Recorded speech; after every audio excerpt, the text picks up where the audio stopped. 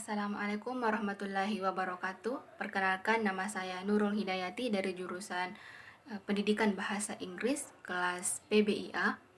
Di sini saya akan menjelaskan materi dari pertemuan pertama sampai dengan pertemuan ketujuh. Baik, yang pertama yaitu ilmu pendidikan Islam. Apa sih ilmu pendidikan Islam itu?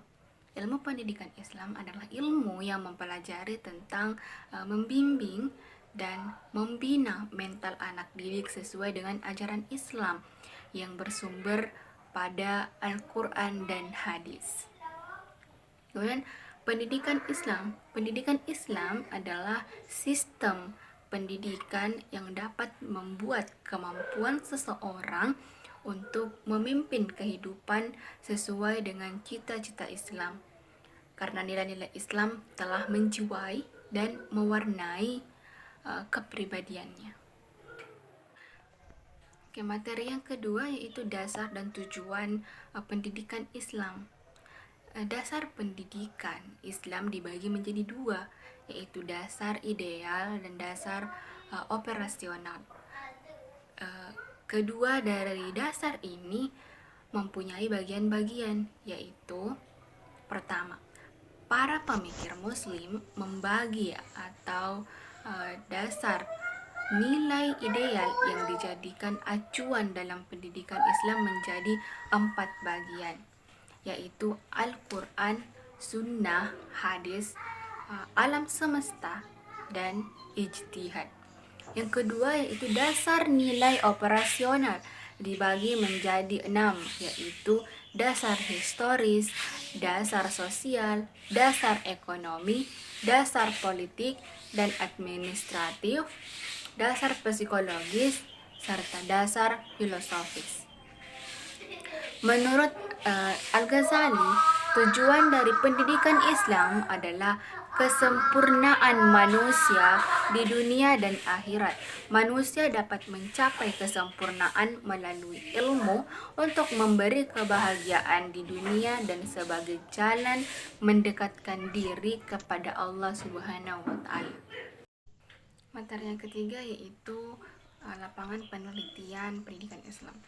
Penelitian pendidikan Islam merupakan suatu proses sistematika dan objektif yang bersifat universal untuk memperoleh ilmu pengetahuan Islam yang benar, yang dapat dipercaya dan dipertanggungjawabkan sehingga mampu membimbing manusia sesuai dengan ajaran Islam.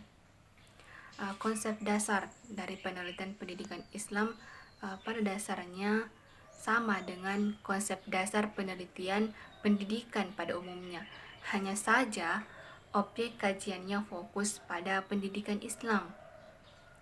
Ruang lingkup penelitian pendidikan Islam meliputi pendidikan kegiatan mengoptimalkan perkembangan potensi, kecakapan dan karakteristik pribadi peserta didik, komponen-komponen proses pendidikan, interaksi pendidikan, tujuan pendidikan, lingkungan pendidikan, dan pergaulan pendidikan.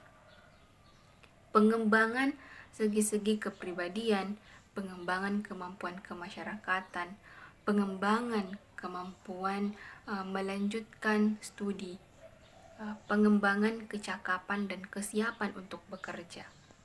Metode dan model penelitian pendidikan Islam yang dapat digunakan diantaranya meliputi penelitian deskriptif, studi kasus, penelitian survei, studi korelasional, penelitian eksperimen, penelitian tindakan, dan juga metode penelitian dan pengembangan atau sering disebut R&D. Ada banyak jenis-jenis penelitian pendidikan Islam, di antaranya yang sering digunakan yaitu penelitian kuantitatif dan penelitian kualitatif. Di samping itu, jenis penelitian berdasarkan tempat penelitian diantaranya adalah penelitian laboratorium, penelitian kepustakaan, dan penelitian lapangan atau kancah. Materi keempat yaitu alat-alat pendidikan Islam. Alat pendidikan Islam yaitu cara dan segala apa saja yang dapat digunakan untuk menuntun atau membimbing peserta didik dalam proses pertumbuhan agar kelak menjadi manusia yang berkepribadian muslim. Alat pendidikan juga untuk menunjang keberhasilan mengajar dan memperkembangkan metode-metode yang dipakai untuk memanfaatkan daya guna media pembelajaran. Alat pendidikan Islam menjadi bermakna bagi pertumbuhan pengetahuan, keterampilan, dan pembentukan sikap keagamaan peserta didik. Istilah alat dalam pembahasan ini merujuk pada barang yang dipakai untuk mengerjakan sesuatu. Alat pendidikan dapat berupa fisik atau non-fisik, yang dalam proses kependidikan perlu didayagunakan secara bervariasi sesuai dengan situasi dan kondisi yang ada. Tujuan utama mempergunakan alat tersebut ialah untuk mencapai hasil yang optimal dalam proses kependidikan. Oleh sebab itu, istilah alat lebih tepat digunakan untuk objek yang non-manusia. Contohnya, papan tulis, kapur, buku, tempat belajar, situasi dan kondisi ruangan, dan seterusnya, yang akan sangat membantu proses pembelajaran. Materi kelima yaitu faktor-faktor determinan dalam pendidikan Islam. Dalam melaksanakan pendidikan agama, perlu diperhatikan adanya faktor-faktor pendidikan yang ikut menentukan keberhasilan pendidikan agama tersebut. Faktor-faktor pendidikan itu ada 5 macam, di mana faktor-faktor yang satu dengan yang lainnya mempunyai hubungan yang erat. Kelima faktor tersebut yaitu pertama, anak didik, kedua, pendidik, ketiga, tujuan pendidikan, keempat, alat-alat pendidikan, dan yang kelima adalah lingkungan. Jadi, dapat disimpulkan bahwa faktor-faktor pendidikan Islam adalah sesuatu yang ikut menentukan keberhasilan pendidikan Islam yang memiliki beberapa bagian yang saling mendukung satu sama lainnya. Faktor-faktor pendidikan Islam selanjutnya juga disebut dengan komponen-komponen pendidikan. Materi yang terakhir yaitu aliran-aliran yang berkembang dalam pendidikan Islam. Yang pertama yaitu ada aliran empirisme.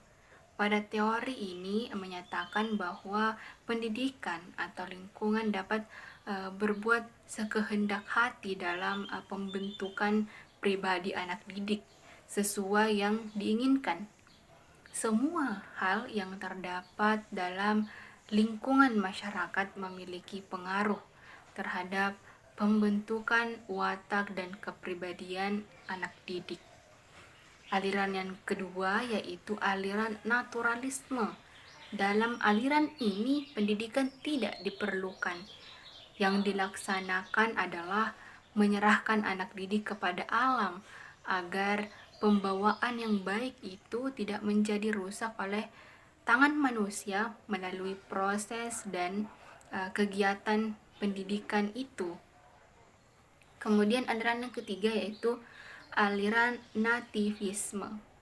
Pada aliran ini menyatakan bahwa kemungkinan seorang anak yang mempunyai potensi hereditasnya rendah, maka akan tetap rendah meskipun ia sudah dewasa atau telah dididik. Menyatakan bahwa yang jahat akan menjadi jahat dan yang baik akan menjadi baik.